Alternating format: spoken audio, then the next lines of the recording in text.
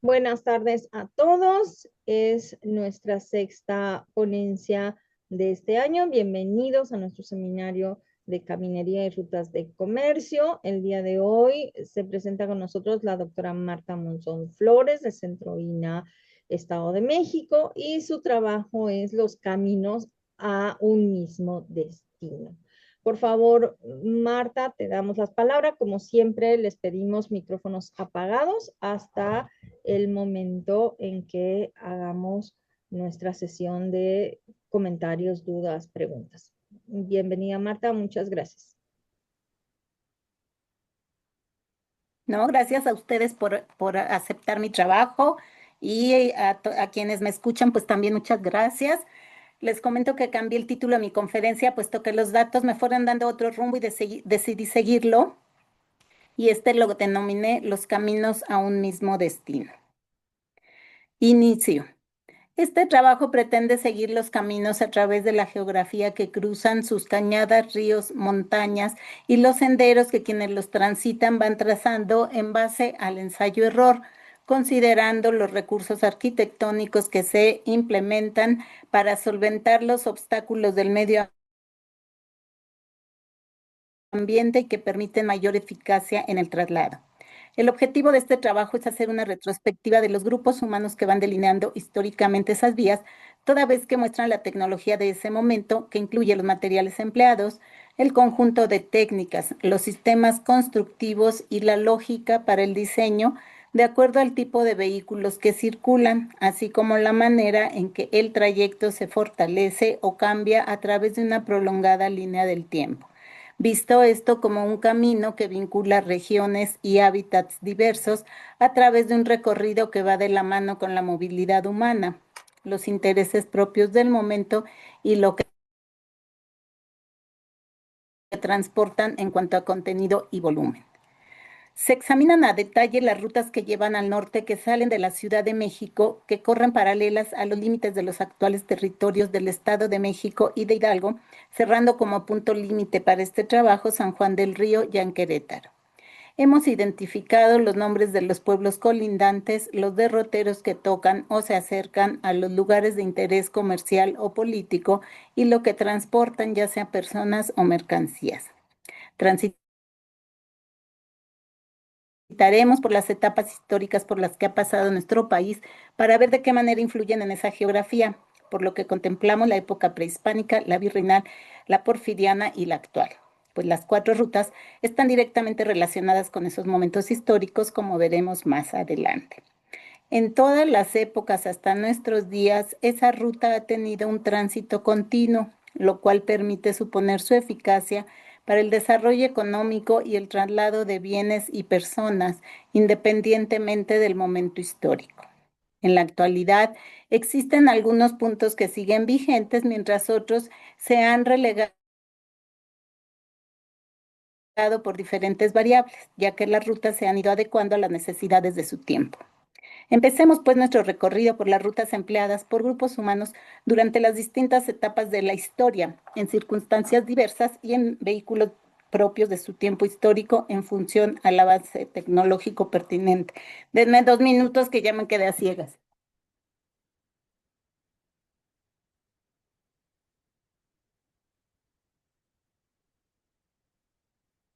Listo.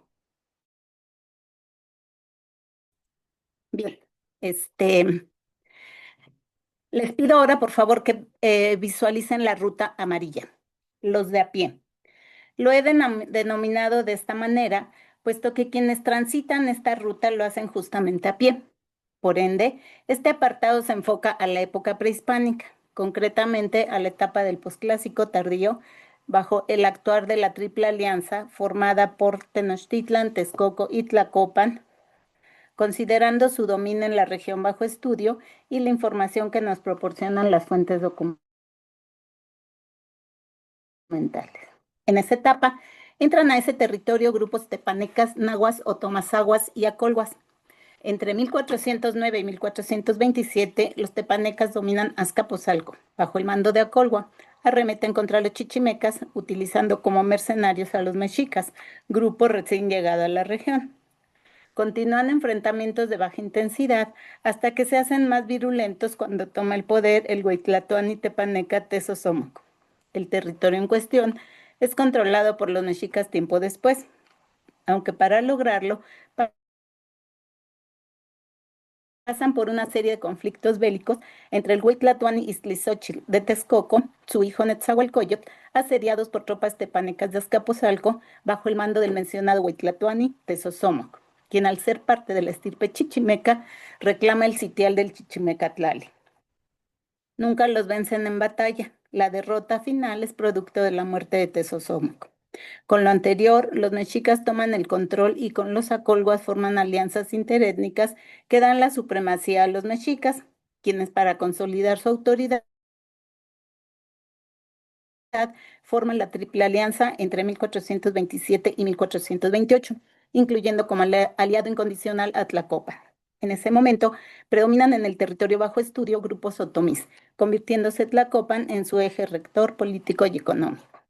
Lo anterior les asegura a los tres estados el control político, territorial y económico y les permite iniciar exitosas incursiones militares que les confieren el control de una vasta demarcación, sus pueblos y tributos.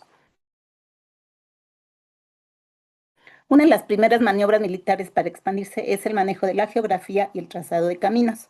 Aunque sabemos que hay movimientos poblacionales desde el preclásico, el clásico y el epiclásico, esa es otra línea de investigación que por no ser objeto directo de esta ponencia no expongo, sus rutas. Pero sí resalto que una de ellas es la región bajo análisis, quizás usada por lo tanto con anterioridad, por ser una ruta que conduce al norte y abre posibilidades de avanzar a territorios lejanos. Nombramos por lo anterior los de a pie, a los militares y a sus huestes, a los mercaderes, espías y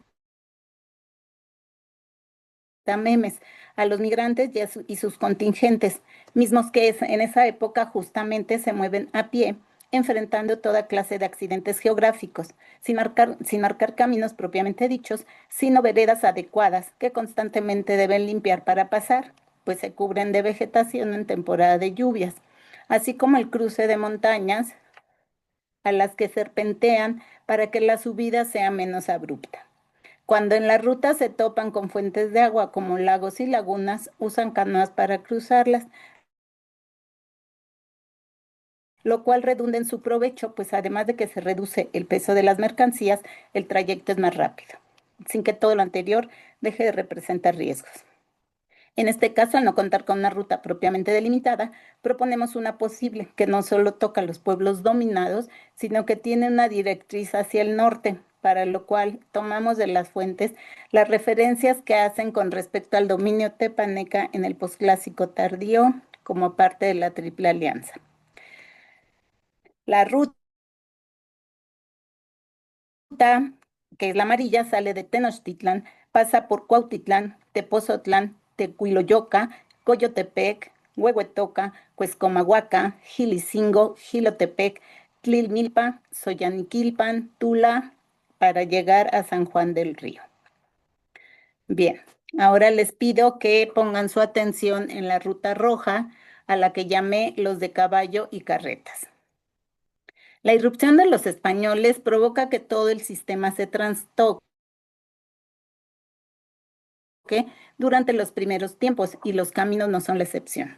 Alrededor de 1522 empiezan a movilizarse al norte debido al interés de Cortés con respecto a las riquezas del país y cómo apropiárselas.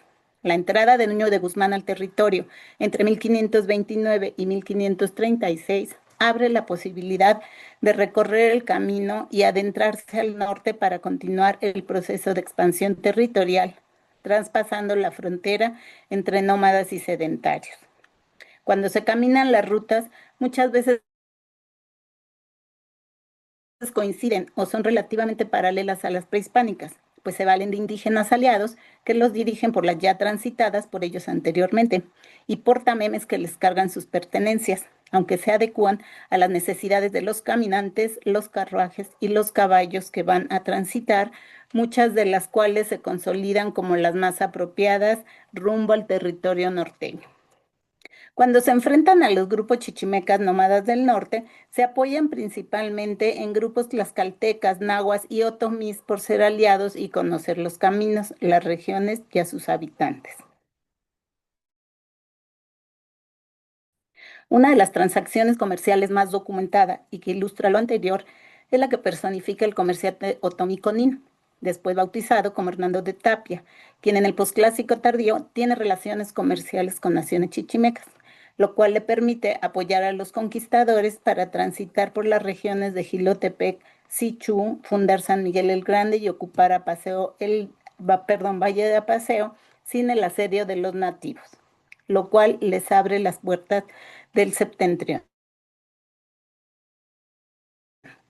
En 1550 ya se ha planeado una ruta adecuada para tocar los puntos económicamente estratégicos a fin de soportar la economía novohispana.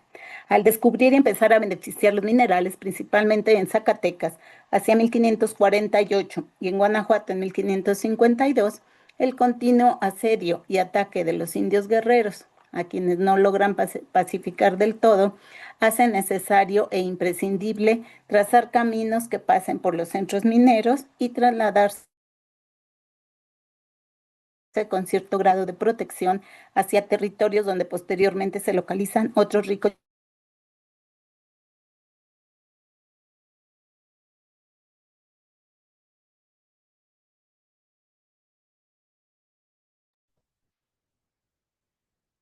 yacimientos de plata, cobre, oro, ópalo, turca 1880 de tierra adentro, constituye la ruta comercial más larga de la Nueva España, ya que cubre una extensión aproximada de 2.560 kilómetros cuadrados que une la capital de la Nueva España con la ciudad de Santa Fe, ahora Nuevo México.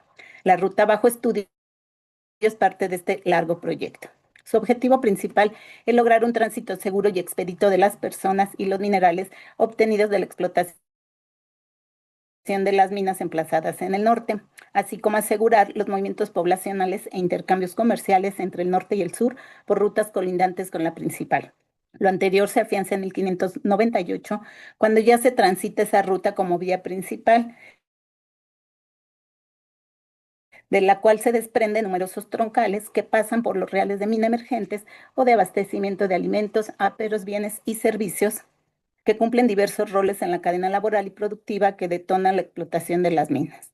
Por lo anterior, algunos caminos prehispánicos, así como vías acuáticas como ríos o lagunas, o entran en desuso o son adecuados al paso de caballos y carretas. Asimismo, en la ruta se instalan posadas que reciben y dan alimentos a los viajeros, así como presidios donde se apostan militares a fin de vigilar los caminos y proteger a los viajeros y sus cargamentos, así como a los nuevos asentamientos que constantemente son asediados o asaltados por indios subversivos.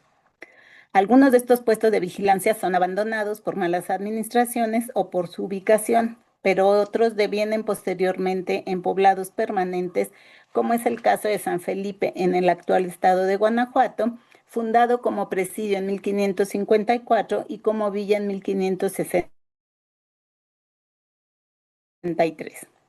En sus inmediaciones hay estancias de ganado y posteriormente haciendas y ranchos que nos hablan de la movilidad de personas, mercancías y bienes de consumo, pero sobre todo de ocupar puntos estratégicos en la cadena comercial. A la par se van abriendo otras rutas no menos importantes que se unen a la principal y que también cumplen un papel fundamental para enlazar regiones culturales y económicas con otras más pequeñas, todas articuladas por el centro comercial, cultural y religioso más influyente, es decir, la capital de la Nueva España. El Camino Real de Tierra Adentro forma parte de un gran sistema de comunicación en la Nueva España. Uno de los principales lo constituye el Camino Real a Acapulco, que conecta la Nueva España con el puerto de Acapulco, donde se organiza anualmente una importante feria al arribar el galeón de Manila procedente de Filipinas. Ahí se reúnen los comerciantes más acaudalados de la Nueva España y de regiones económicamente importantes, como el caso del Virreinato del Perú. Otro también fundamental para la economía del virreinato lo constituye el Camino Real a Veracruz, que parte de la capital de la Nueva España a la costa veracruzana, donde zarpan los barcos que llegan y regresan al Viejo Mundo.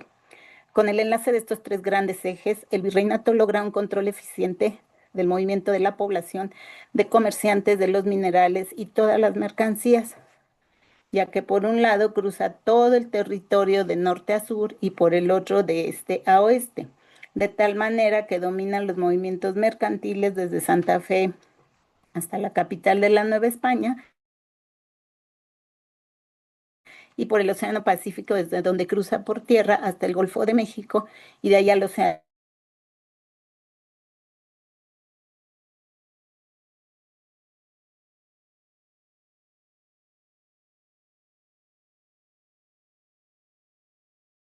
Atlántico. Dichos ejes convergen en el centro, hacen que las rutas sean transitadas durante todo el año, aunque con retraso por el asedio de los rebeldes como por la temporada de lluvias.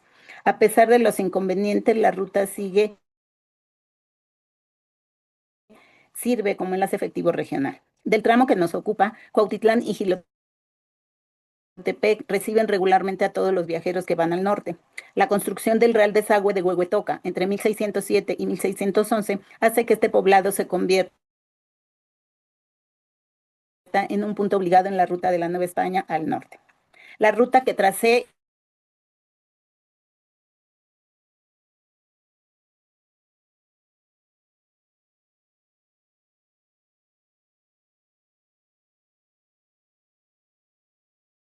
inicia en la capital de la Nueva España, Ipatepec, Huehuetoca, Calpaculco, Arroyo Zarco, Encinillas, El Ruano, Polotitlán y aterriza en San Juan del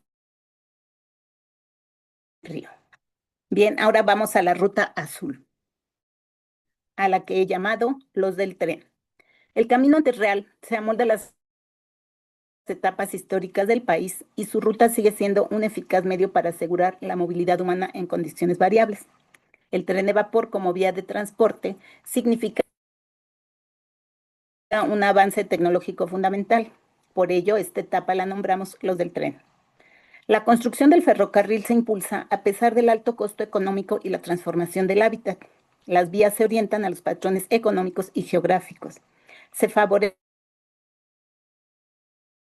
la conexión entre lo urbano y lo rural. Se trata de una gran obra de ingeniería que prueba su eficacia al trasladar con mayor rapidez mayor cantidad de personas. Además de lanzar comunidades aisladas, impulsa el desarrollo económico al fortalecer el comercio con el movimiento de mercancías en grandes volúmenes, el enlace con asentamientos que inyectan fondos a la economía nacional, sobre todo las minas que se encuentran al norte y sus poblados anexos. Asimismo, acortar las distancias, lo que redunda en menores costos, a la vez que se inicia un proceso de urbanización de los pueblos contiguos y significa un medio de transporte novedoso que aprovechan incluso personajes relevantes de la historia. Por citar algunos datos históricos y por las imágenes que existen, en 1911 la familia Díaz llega a Veracruz por tren para salir al exilio. Durante el movimiento revolucionario 1910-1921, los ejércitos villistas, carrancistas o zapatistas y sus líderes Francisco Villa, Venustiano Carranza o Emiliano Zapata se transportan por tren, aunque en ese momento no se relega al caballo como medio de transporte. Varias rutas funcionan para el siglo pasado. La mayoría de la red ferroviaria se construye entre 1869 y 1910. Su antecedente es un pequeño tramo entre Veracruz y El Molino en 1850. En 1857 se estrena la vía México-Villa-Guadalupe en el mandato de Ignacio Comonfort. En 1873 se inaugura la ruta México-Veracruz en el gobierno de Sebastián Lerdo de Tejada. Porfirio Díaz, 1876-1911, lo impulsa notablemente, logrando expandirlo a todo el territorio nacional, pues de 800 kilómetros cuadrados que existen en su primera toma de protesta, al dejar el poder se registran 20,000 kilómetros cuadrados de rutas ferroviarias. Se nacionaliza en 1937 en el mandato de Lázaro Cárdenas del Río, 1934. 1940, en 1995 se privatiza y en 1997 se suspende el traslado de personas. Con respecto al tramo que nos ocupa, En 1884 se inaugura la ruta El Constitucionalista, que va de la Ciudad de México a Paso del Norte, hoy Ciudad Juárez. Es construida por la Compañía Limitada del Ferrocarril Central Mexicano. La ruta que sigue no es la misma que la del Camino Real, pero es muy cercana y ambas corren casi de manera paralela, tocando parte del Estado de México e Hidalgo. En 1986 se inaugura el tren constitucionalista, llamado así en honor al que le antecede, cuya ruta va de Ciudad de México a Querétaro, y por consiguiente toca varios puntos por los que pasa la antigua traza. En la actualidad se construye una nueva versión de la anterior que sigue una ruta similar al de las anteriores, con tecnología de avanzada que promete mayor eficacia y velocidad. La ruta del tren sale de Buenavista, Ciudad de México, de la estación, y pasa por Huehuetoca, Tula y San Juan del Río. Bueno, nos queda nada más la ruta verde.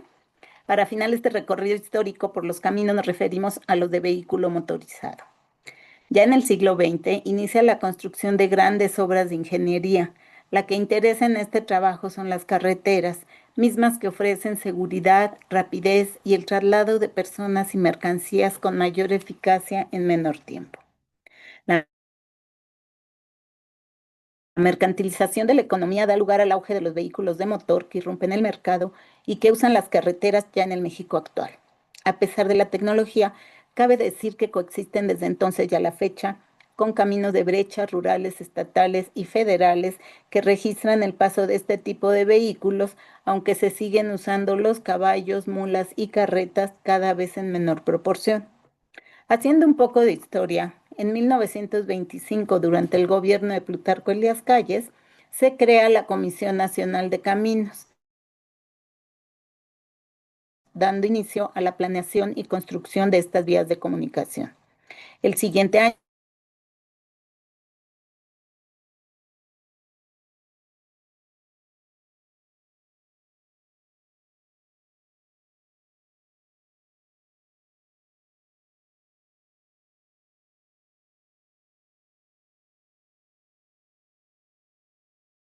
inauguran las dos primeras sexenio, mejora o construye nuevas vías de acuerdo a las prioridades para conectar zonas de interés comercial o turístico.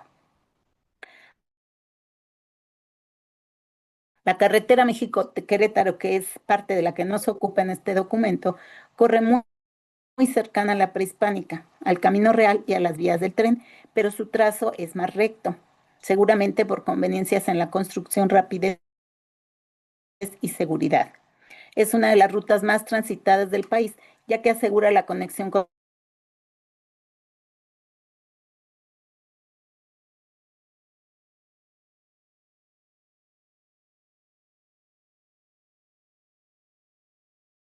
regiones del norte. Es inauguración 1900 características como señalética, el uso de asfalto, cunetas para el desagüe del agua, el retiro de vegetación, carril lateral para que cualquier eventualidad no detenga la circulación, vallas centrales que impiden el cruce de personas y vehículos, mismos que se resuelven con pasos a desnivel o puentes peatonales de acuerdo a la circunstancia, así como contar con dos carriles, el de la derecha para vehículos lentos y el de la izquierda para los más veloces. En la actualidad ha sido objeto de aumento de carriles y adecuaciones necesarias, como sería su conexión con nuevas vías, como es el caso del Arco Norte, y por el tráfico intenso de que es objeto, sobre todo de vehículos de grandes dimensiones que cargan pesos excesivos, aunque sin modificar la traza original. No cruza directamente por los poblados, pero pasa muy cerca y existen salidas para quienes se dirigen a ellos. Esta última ruta sale de la Ciudad de México, pasa por Naucalpan, cerca, pues porque no toca los pueblos directamente. Naucalpan, Tlanepantla, Tepozotlán, Teoloyucan, Coyotepec, Huehuetoca, Tepeji del Río, Gilotepec, Aculco, Polotitlán y San Juan del Río. Consideraciones finales. Como es posible apreciar, las regiones estuvieron y siguen conectadas por caminos utilizados con fines diversos, como el comercio, las migraciones, el turismo y la expansión militar. A pesar de que esta ruta se ha ido adecuando a través del tiempo y la tecnología, lo que ha devenido en el desuso de ciertas poblaciones, en su adecuación o en la creación de otras, sigue siendo el principal enlace entre el extenso norte y el centro del país, y por ello se asegura su efectividad desde el posclásico tardío hasta la actualidad. Por la ruta bajo estudio han transitado mercaderes con sus respectivos tamemes, indígenas, negros, mulatos, mestizos, militares, familias, mineros, extranjeros, viajeros, arrieros, ganaderos, frailes, virreyes, revolucionarios, gobernantes, algunos a pie, otros en carretas, en caballos o en mulas, en trenes, en vehículos, en motocicletas, en camiones de pasajeros o en tractocamiones. Llevan consigo sus pertenencias identitarias, su lenguaje, su religión, su música, sus costumbres, su vestido, su comida, es decir, sus elementos culturales tangibles e intangibles. Con esto cierro, gracias por su atención y queda atenta a cualquier comentario.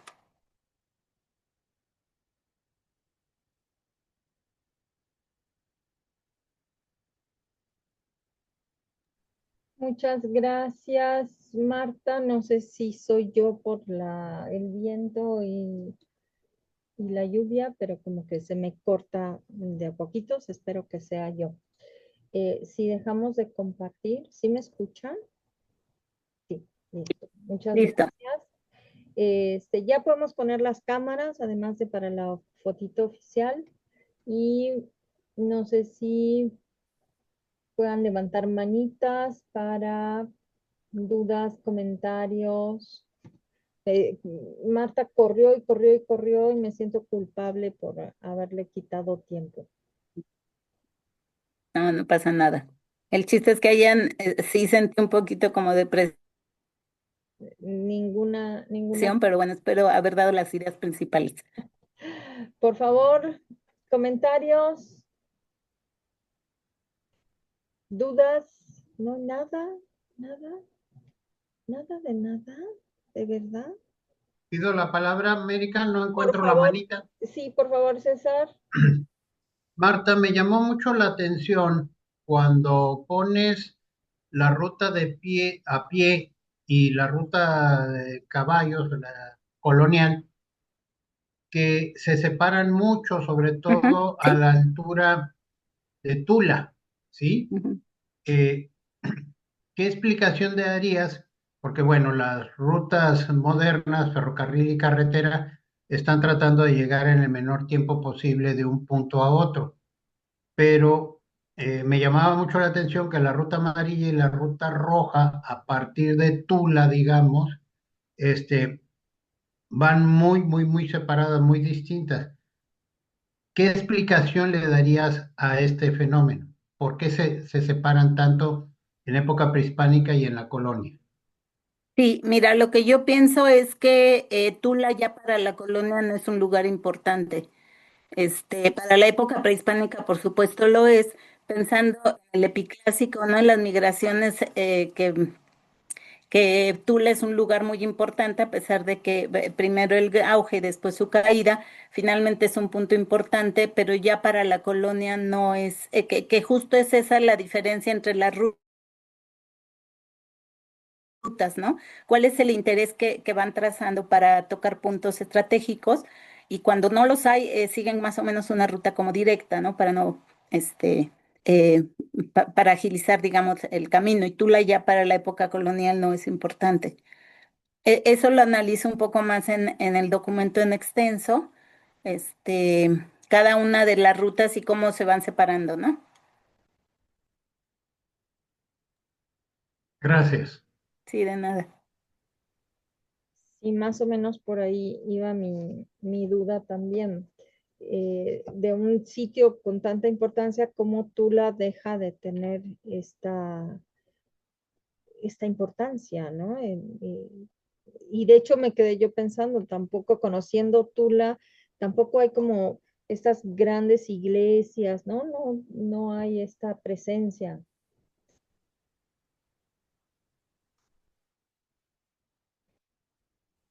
¿No me No, escuchó? no escucho, no. ¿No se escucha? ¿No me escuchó? Sí, Sí, gracias, Denny. Sí, Eh, te escuchamos. Marta es la que no me escuchó, pero bueno, ¿alguien más? ¿Dudas, comentarios sobre esto que está mencionando Marta? Yo un comentario, Rosalba. pregunta, buenas tardes a todos, Martita, pues siempre es un gusto escucharte.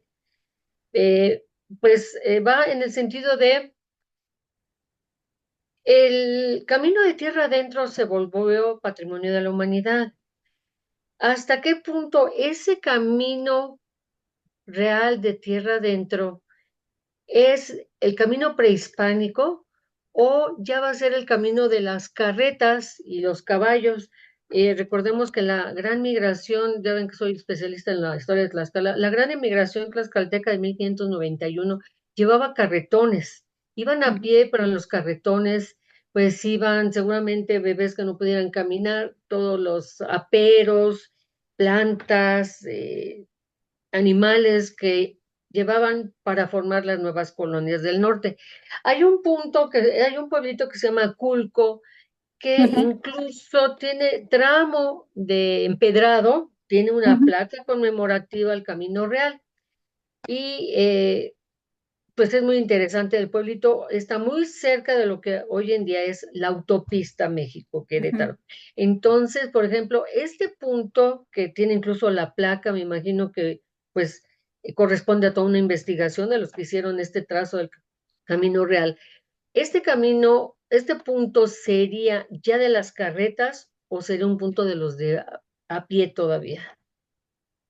Yo ya lo pongo en las carretas porque fue donde encontré la información, además de que en Aculco hacen muy ricos quesos. Ay, Sí.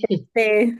Y Bueno, artesanías, ¿verdad? Con estas servilletas que no sé cómo le llaman, unos muebles hermosísimos. Ujú. sí. Bueno, el punto es que traté de caracterizar cada una de las rutas, pues de acuerdo a las características a pie, a carreta, en carreta. Esto no quiere decir que nada más en esa época se caminen los caminos o se use la carreta, porque incluso en la actualidad hay carretas que se usan, aunque sea de poblados cortos, pero se usan. El caballo todavía no entra totalmente en desuso. Sí me explico, entonces, pero traté como de buscar cuál era algo que caracterizaba a esa época, ¿no? Prehispánico, pues a pie, ese sí no hay duda, pero no quiere decir que en la época colonial no se camine y nada más se usen carretas o caballos. No puse las mulas porque las mulas son un poco posteriores, ¿no? Dentro los arrieros, ¿no? Y bueno, los del tren y el vehículo motorizado, ¿no? Pero era un poco para caracterizar, sin que, creo que sí al final lo digo, ¿no? Es que no entran en desuso totalmente, ¿no? En muchas zonas el caballo se sigue usando toda la época revolucionaria. El caballo es un muy importante también medio de transporte, pero bueno, el tren es el que entra, digamos, como eficientar los movimientos, ¿no? Pero sí, Aculco, yo lo meto en lo colonial. Lo que pasa es que para lo prehispánico no tengo la ruta exacta, para el posclásico tardío lo que hice fue tomar de Barlow todas las conquistas que se hacen en ese momento, ya cuando con la Triple Alianza de ese territorio, y fue como fui trazando la ruta y haciendo una propuesta de por dónde podrían pasar, ¿no? Ujú. Gracias. Sí. Gracias, Rosalba. Gracias, Marta. ¿Alguien más tiene algún otro comentario? Hay algunas felicitaciones, se las pueden dar en persona, ¿no? Denny tiene comentarios, dice enhorabuena.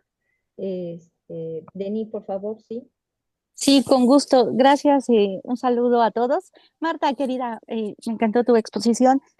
Gracias. Sintética, clara, yo creo que sobre todo eso, la claridad, ¿no? Y coincido con esta presentación que haces en diferenciar estas cuatro vocaciones que puede tener también un camino, es muy claro, ¿no? Por etapas históricas, metodológicamente eso es muy claro.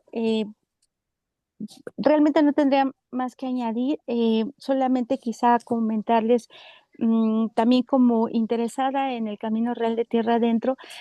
eh, Bajo otra perspectiva, con otro enfoque que fue más bien el paisaje eh, el paisaje y la escala geográfica.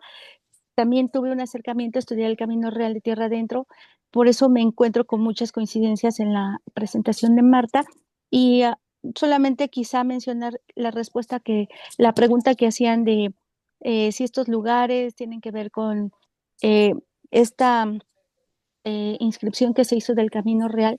Bueno, recordemos que la UNESCO propone por iniciativa de los países oferentes, en este caso, o estados parte, en este caso México, ¿no? Y México pues ya se organiza internamente. Sabemos que hubo eh, Sí, diferentes, definitivamente todos los lugares que... Perdón, sí, perdón. sí, perdón, diferentes propuestas, unos más, unos menos, ¿no? Y cómo quedó, en mi caso, sí pude comprobar que son lugares más asociados o que están en el altiplano. Eso no quiere decir que fueron los únicos, ¿no? Pero sí en términos geográficos y de paisaje son los del altiplano y donde hay planicies. Ujú. Eso sí fue un hecho. Entonces, pues nada más y pues gracias por la presentación. Sí, con respecto a la ruta justamente del Camino Real, sí son los puntos que están marcados oficialmente, que tienen incluso la placa y todo esto. Y hay lugares, por ejemplo, Arroyo Zarco, donde hay una parte del camino, hay otra parte que también excavó un colega, Luis Felipe Nieto, que va hacia San Miguel de Allende. Entonces, sí tengo los materiales constructivos y los sistemas constructivos de cada uno de los caminos, de las rutas, perdón, que sí delimitan las épocas más claramente, ¿no? Para la época prehispánica estoy hablando de veredas, para la época colonial, pues caminos de herradura, de piedra, con ya aquí ya empezamos a usar los puentes, ¿no? Para cruce de ríos, para la época del tren, pues toda la ruta ferroviaria, ¿no? El uso ya de la madera, para trazar los caminos y todo esto, ¿no? Las vías del tren. Y bueno, pues para la época colonial, la actual, perdón, pues el asfalto, ¿no? Entonces también eso está contemplado dentro del trabajo, que también diferencia mucho cada una de las etapas históricas. Sí, perdón, si me permiten solamente añadir, en las publicaciones en las que América pues ha hecho mucha gestión y todo el trabajo de coordinación en las publicaciones a partir de las presentaciones que se hacen en este seminario, yo creo que son esenciales porque una crítica que se ha hecho, bueno, se ha hecho varias críticas, pero una de ellas en cuanto a los sitios que quedaron inscritos no de personas, sino de la propia UNESCO, fue esta falta de vinculación entre sitios, ¿no? Que no había este hilo conductor. Pero aquí escuchamos que sí lo hay, ¿no? Entonces, en estas publicaciones que hacen de las presentaciones de todos ustedes, o sea, es muy importante que quede el registro porque así se puede documentar y consultar por aquellos que estamos interesados en conocer más, ¿no? Y que ya sea desde el punto arqueológico, histórico y desde cada disciplina, pues puede aportar. Entonces, sí hay información, por supuesto que es mucha investigación y se agradece por eso este espacio. Nada más que agregar. Gracias. Así es, le agradecemos a América su tesón por mantenernos vivos. Y ahora con Gracias, color. Denis. Muchísimas gracias. ¿Alguien más tiene algún comentario? Me parece muy, muy importante esto que está mencionando Denis sobre los vínculos entre sitios, ¿no? Que pareciera de repente que el camino son puntos con nombre de repente y el vínculo no existe, o sea, es como una relación que nos está faltando, ¿no? Y en el caso de esto de la declaratoria de UNESCO, bueno, creo que Chihuahua es uno de los ejemplos más catastróficos, ¿no? Porque tenemos un sitio que es Villa, que es el Valle de Allende, un sitio, y algo que hemos hablado, Analí Chavira, que está aquí presente, la ciudad de Chihuahua es una respuesta al camino, la ciudad entera de Chihuahua. Y hay una cantidad de monumentos que deberían estar en ese catálogo y que no existen, ¿no? Y mientras Durango tiene 64 sitios. ¿no? Entonces, nos está faltando este hilo conductor. No sé, Anneli, tú que has trabajado tanto el camino, si quieras complementar esto. Sí, de acuerdo. De hecho, más hablar de un solo camino también es hablar de una red de caminos que se superponen, ¿no? Son capas superpuestas que Ujú. conforme avanza el tiempo, se vuelven vigentes o se entran en desuso. Y creo que es importante tener la capacidad de reconocer esas capas superpuestas.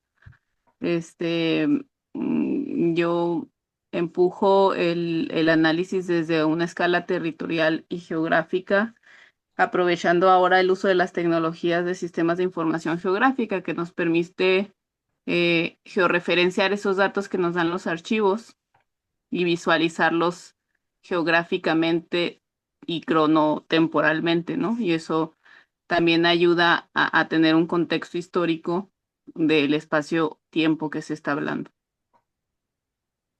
Así Sí, es. por ejemplo, yo un poco con lo de Analí, ¿te llamas? Analí.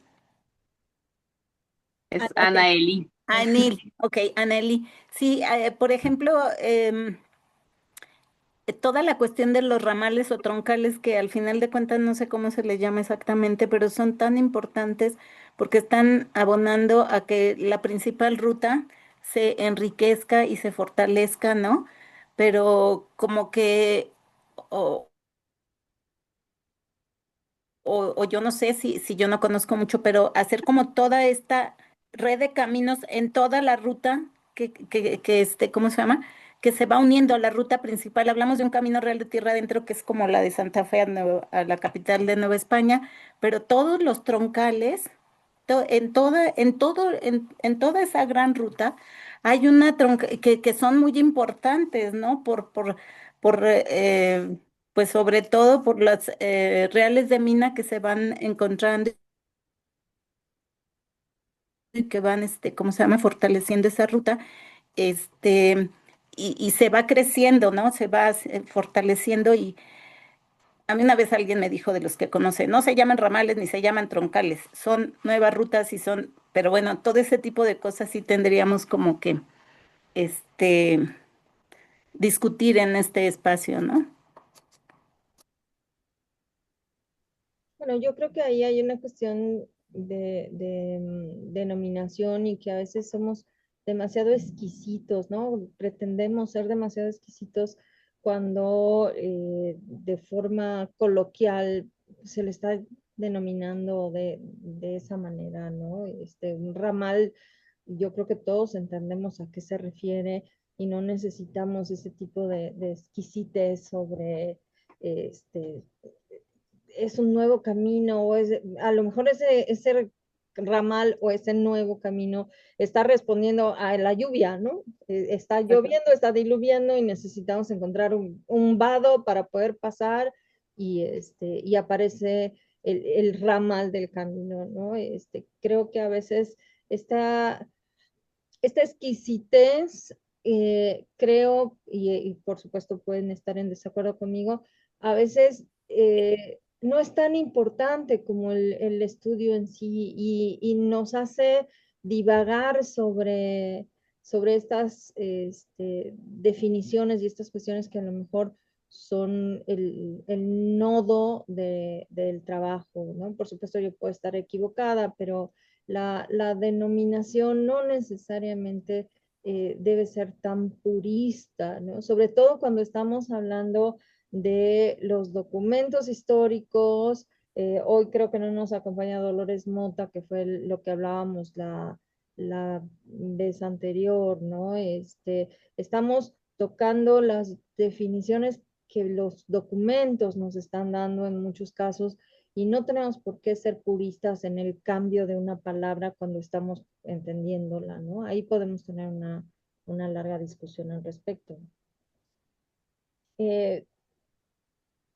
¿Alguien más? No sé si sobre esto y me critican y se vale, ¿no? ¿Alguien más? ¿Algún comentario? Rosalba Delgadillo. Ya hice mi comentario. Ok, no, creí que ibas a comentar algo más, perdón. No. Bueno, un comentario así rapidito, era lo que ahorita estaba pensando. Eh, Desde luego que el camino de herradura o el camino de carretas no puede coincidir en todos los tramos con el de a pie. Si nosotros hemos observado a la gente en el campo, no se van a ir por donde van las calles, se van a ir cruzando, por donde todavía se puede, van a ir cruzando en diagonal, tratando de agarrar la línea recta o la más recta para cortar camino y también la que sea de más fácil acceso, especialmente cuando la topografía es accidentada. Entonces, seguramente que ya No los escuché. caminos coloniales no debieron coincidir del todo con los de a pie, con los prehispánicos, porque pues sabemos que los mesoamericanos no utilizaban la rueda, no utilizaban ningún tipo de carretón y mucho menos animales de carga. Entonces, seguramente que los caminos coloniales con los caminos prehispánicos no debieron, con esa reflexión, de coincidir en todo su trazo. Sí, definitivamente, y lo dije, ¿no? No coincide, los que se empiezan a usar porque obviamente pues son conducidos por las huestes de indios aliados, ¿no? Entonces sí usan estas primeras, pero muchas sí se tienen que adecuar, por supuesto, a las carretas, a los caballos, porque incluso pues hay algunas fuentes que dicen que por ahí no pasa el caballo porque es muy fangoso, ¿no? Entonces se atoran los caballos y es difícil, ¿no? Entonces sí, esas rutas prehispánicas que en un principio se usan, obviamente se tienen que ir adecuando, para ya el uso del nuevo vehículo, ¿no? Que si se dan cuenta es lo que sucede entre el tren y las carreteras actuales. La carretera México-Querétaro es muy recta en relación, la del tren se abre todo, porque sí van adecuando la geografía al tipo de vehículo que se usa, ¿no? Entonces, pues sí, los vehículos motorizados pues van a rectos, ¿no? Entonces, definitivamente sí hay un uso en principio de la ruta prehispánica y que se va adecuando y pues obviamente a los lugares de interés, ¿no? De ya de los reales de mina o donde están este eh, poniendo asentamientos ya para los colonos, ¿no? Entonces sí hay una adecuación. Era un poco la intención que yo tenía en este documento, ¿no? Presentar que a pesar de que sí siguen una ruta, hay lugares que coinciden, pero si se dan cuenta, si se acuerdan, las rutas se abren o se mueven de acuerdo a intereses, yo creo, geográficos y comerciales de quienes las transitan. Ujú, de acuerdo. ¿Alguien más? ¿Tenemos alguno más? Yo, América, César, por favor. sí, me quedé pensando en esto último de las carreteras y caminos, digamos, ¿no? Cuando empieza el Estado mexicano a trazar, pues, como dijiste, desde la época de Plutarco Elías, calles, la Comisión Nacional de Caminos, lo que interesaba era comunicar las poblaciones. Si Ujú, uno se pone a pensar cómo eran las carreteras que hoy llamamos federales o que llamamos libres, va de un poblado a otro, porque esa era la intención, comunicar a las poblaciones. Pero si nos venimos a la segunda mitad del siglo XX, donde ya tenemos autopistas, ahí ya no importa tanto las poblaciones pequeñas, sino ir correcto. de una población muy grande como la Ciudad de México a una capital como es Querétaro. Y precisamente por eso son rectas. Ya Ujú, el interés es llevar la mercancía de donde se produce a donde se consume. Y es como nosotros cuando andamos en campo y tenemos la opción de irnos por la autopista o nos vamos puebleando. ¿Qué ujú. quiere decir? Que tomamos la carretera libre cuando no hay prisa o cuando no hay presupuesto para la caseta, ¿sí?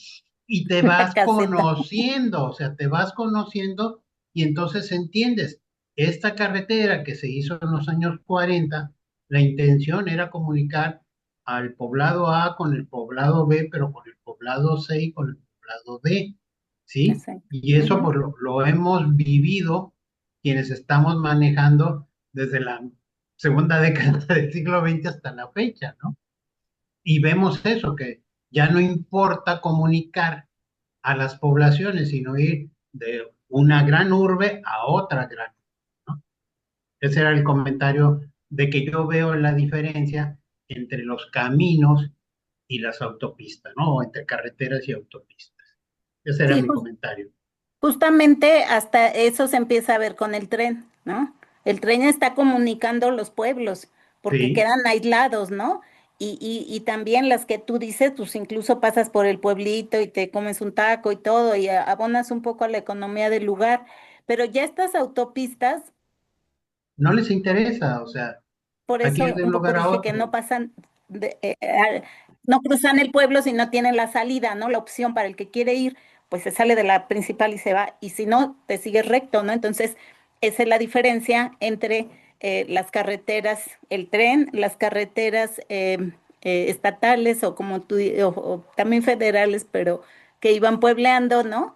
A las autopistas, ¿no? Que ya es así como tú dices, me voy de aquí hasta y el que cruce, ¿no? Por ejemplo, San Juan del Río, pues sí se les cruza en el camino y bueno, pues pasas por ahí, pero tampoco es que te tienes que hacer una salida para salir a San Juan del Río. Entonces, sí, esa es la diferencia entre una carretera y una autopista. Gracias. Y yo le sumaría, ¿no? La muerte de poblaciones enteras porque Claro.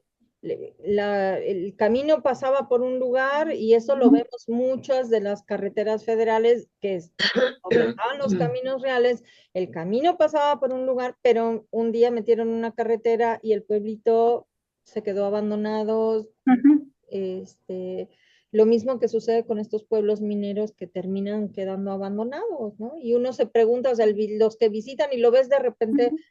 Sí, en como dije, entran en desuso, ¿no? Hay lugares que ya no interesan para la ruta y entran en desuso los pueblos, o algunos se logran adecuar, ¿no?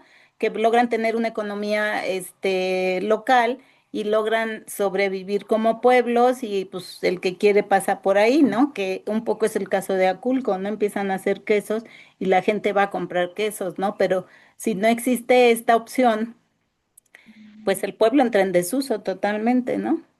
claro, claro. Eh, Perdón, y con el ferrocarril sucedió lo mismo.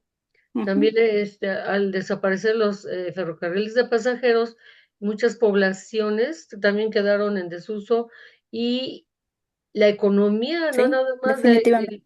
no nada más de esa estación, sino de los pueblitos aledaños que llevaban la comida, Ujú, el pulque, ujú, las artesanías, ujú. los tacos de canasta, con la canasta, a venderlos. Sí, sí, sí. El caso interesante de los famosos bastones de Apizaco, que Apizaco fue un punto muy grande porque tenía talleres donde no nada más era la estación de pasajeros, sino muchos trenes entraban a los talleres a reparación, mantenimiento.